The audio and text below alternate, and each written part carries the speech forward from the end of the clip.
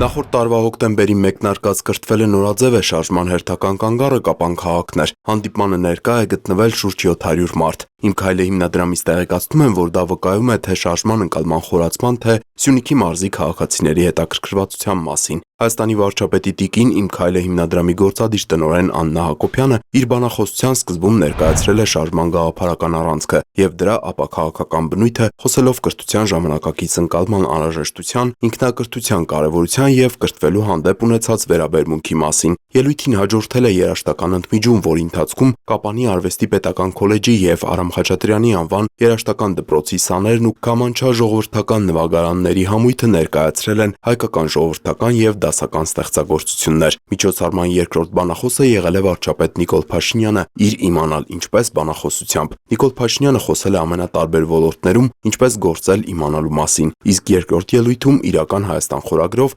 վարչապետն անդրադարձել է արժեհամակարգային տարրերին, բարձրացնելով մտածողության վերափոխման, պետականության վերարժևորման եւ առհասարակ գիտակից քաղաքացի լինելու կարեւորությունը։ Հանդիպան ավարտին մասնակիցներն ուղղել են մի շարք հարցեր, սկսած դպրոցներում արժեքների փոխանցման մեխանիզմներից, մինչև դատաիրավական համակարգի նկատմամբ վստահության խնդիրներն ու կոռուպցիայի կանխարգելման մեխանիզմները։ Կրթվել է նորաձև է շարժման հաջորդ հանդիպումը տեղի է ունեցել Քաջարան քաղաքում, կրկին բանախոսություններով, երաժշտական դադարով, սուրճի ընդմիջումով եւ ազատ հարցուպատասխանի ձևաչափով։ Աննա Հակոբյանը անդրադառնալով շարժման գաղափարական հիմքերին եւ որոշ խմբերի կողմից դրա հանդեպ դեռևս առկա կասկածամտությանը, նշել է, որ այն իրականում ինքնակրթվելու, զարգանալու, միմյանց հետ անկեղծ շփվելու եւ նախապաշարմունքներից զերծ երկխոսել սովորելու մասին է։ Հաջորդիվ ելույթ է ունեցել Հայաստանի վարչապետը «Իմանալ ինչպես» եւ «Իրական Հայաստան» բանախոսություններով։ Առաջինում նա ներկայացրել է կրթվելու վերաբերյալ իր տեսակետները, կրթարշավի նպատակներին ու սահմանումներին, հավելելով իր ձևակերպումները։